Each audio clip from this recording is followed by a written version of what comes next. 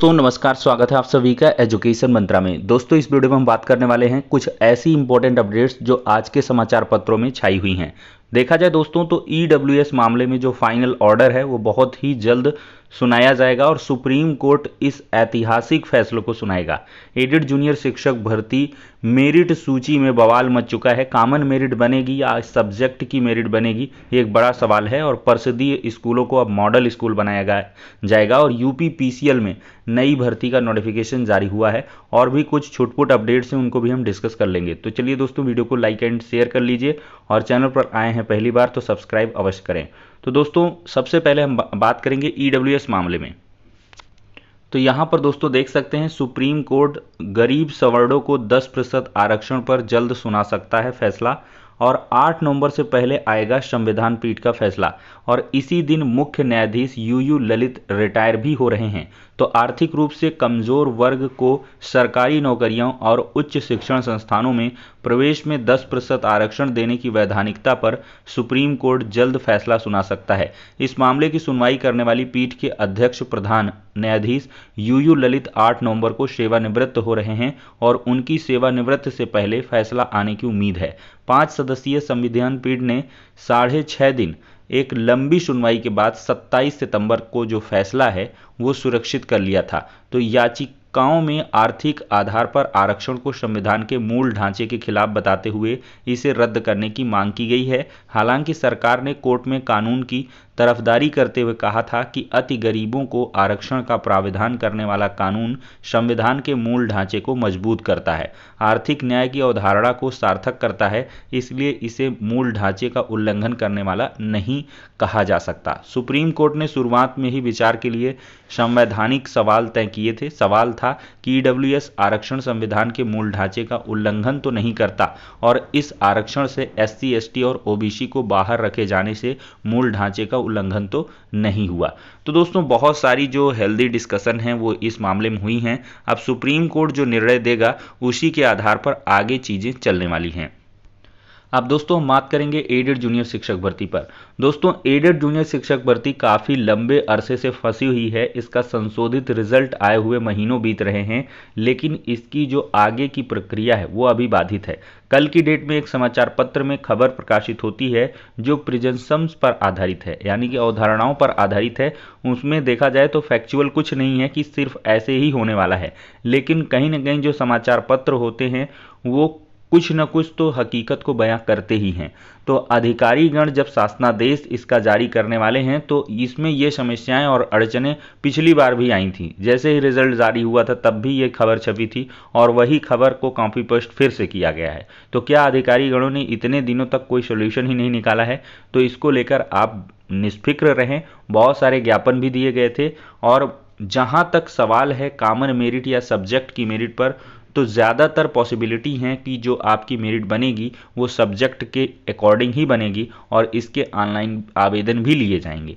क्योंकि जो जूनियर में भर्तियां हुई हैं वो पहले से भी सब्जेक्ट के आधार पर हुई हैं।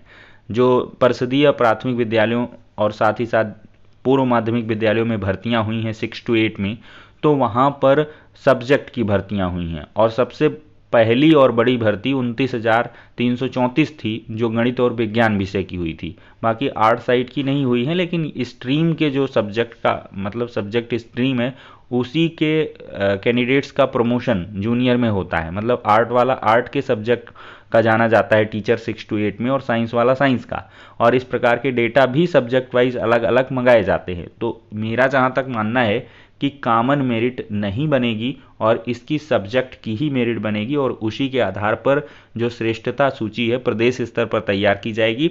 अन्यथा ये प्रक्रिया फंस सकती है, क्योंकि अगर सब्जेक्ट से मेरिट बनाई जाएगी अगर नहीं बनाई जाएगी तो एग्ज़ाम क्यों लिया गया है? इससे बेहतर होता कि सुपर टेट जैसे प्राइमरी का होता है। पहले यही चर्चा हो रही थी कि सुपर टेट जैसे प्राइमरी का होता है 150 मार्क्स का, ऐसे ही एडेड जूनियर भी होना चाहिए। उसमें सारे सब्जेक्ट रहें, सब कुछ रहे जो 6 to 8 में रहता है, लेकिन ऐसा नहीं हुआ। रिक्वायरमेंट थी कि सब्जेक्ट वाइज टीचर की यहाँ पर वैकेंसी को फिलअप किया जाए, तो इस वजह से ही सब्जेक्ट के आधार पर पेपर लिए गए थे। थोड़ा दिन इंतज़ार करिएगा, जैसा कि सुधा मैम के द्वारा कहा गया था कि ये नवंबर में भर्ती प्रक्रिया पूरी हो रही है। एनआईसी भी इस पर वर्क कर रहा है। छुट्टियों का दौर खत्म होने दीजिए, मंडे टू फ्राइडे मैं आपको एक अच्छी अपडेट बताऊंगा कि इसमें आगे की प्रोसीडिंग क्या कुछ हो रही है। तो फिलहाल के लिए इसको इसी हाल पर छोड़ दें और आगे की जो तैयारियां हैं वो करते रहें। अब दोस्तों देखा जाए तो परिषदीय स्कूलों को बनाया जाएगा मॉडल विद्यालय। देखा जाए तो बेसिक शिक्षा विभाग के परिषदीय विद्यालयों को मॉडल विद्यालय बनाया जाएगा। इसकी प्रक्रिया शुरू हो गई है। पहले चरण में जनपद के 10 विद्यालयों को और दूसरे के लिए मॉडल बनाया जाएगा। ठीक है, मॉडल बनने वाले विद्यालयों में से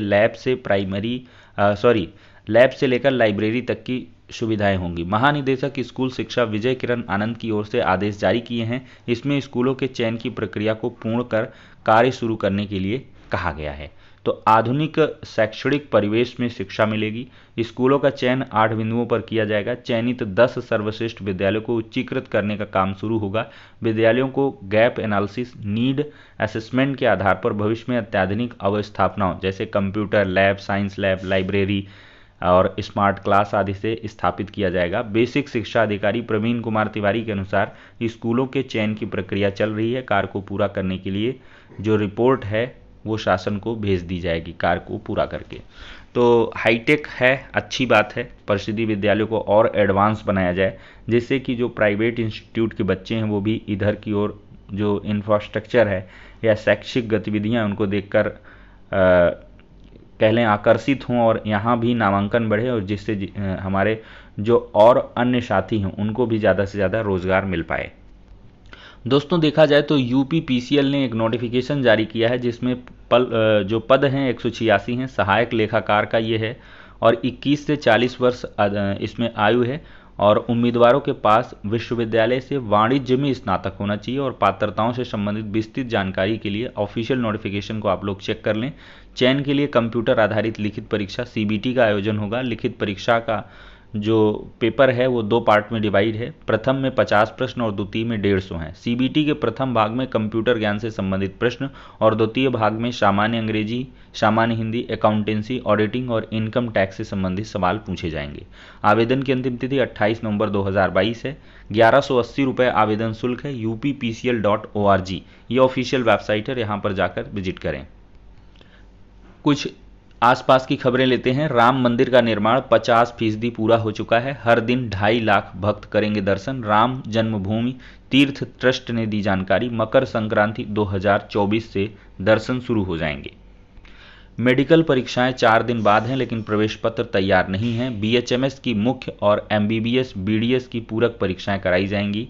केंद्रों पर होगी स्कैनिंग। 14 केंद्रों पर परीक्षाओं के लिए यहाँ पर तैयारी चल रही है लेकिन हालत थोड़ी सी अभी गंभीर है। यहाँ पर प्रवेश पत्र तैयार नहीं हुआ है। दोस्तों देखा जाए सुखद रहा है दिवाली पर प्रदूषण 8 साल में सबसे कम हुआ है और AQI बिगड़ा लेकिन धुंध नहीं गहराई है। दिल्ली सरकार का दावा है 30% कमी आई है। 2 अगस्त 2027 भारत में दिखेगा पूर्ण सूर्यग्रहण और देखा जाए तो दुनिया भर में लगभग 2 घंटे बाधित रही व्हाट्सएप सेवाएं। भारत समेत दुनिया भर में मंगलवार दोपहर 12:30 से करीबन 2 घंटे तक व्हाट्सएप सेवाएं बाधित रही हैं। व्हाट्सएप के इतिहास में यह सबसे लंबा सर्वर डाउन रहने वाला वक्त बताया जा रहा है। इस दौरान करोड़ों लोगों को ना मैसेज भेजे जा रहे थे और ना ही रिसीव कर पा रहे थे। वीडियो और ऑडियो कॉलिंग भी नहीं हो रही थी। बाद में मेटा कंपनी के प्रवक्ता ने कहा कि हम जानते हैं कि लोगों को परेशानी हुई, हमने इस समस्या को ठीक कर लिया है और असुविधाओं के लिए क्षमा चाहते हैं। कंपनी ने कहा है समस्या तकनीकी वजह से हुई थी। तो 29,000 शिकायतें आई थी डाउन डिटेक्टर के मुताबिक भारत में। तो कुल मिलाकर आपने भी ये असुविधा को कल की डेट में फेस किया होगा। तो चलिए दोस्तों फिलहाल के लिए जो सारी इंपॉर्टेंट अपडेट्स थी इस वीडियो में दे दी गई हैं। नेक्स्ट वीडियो मिलते हैं, तब तक के लिए शुक्रिया।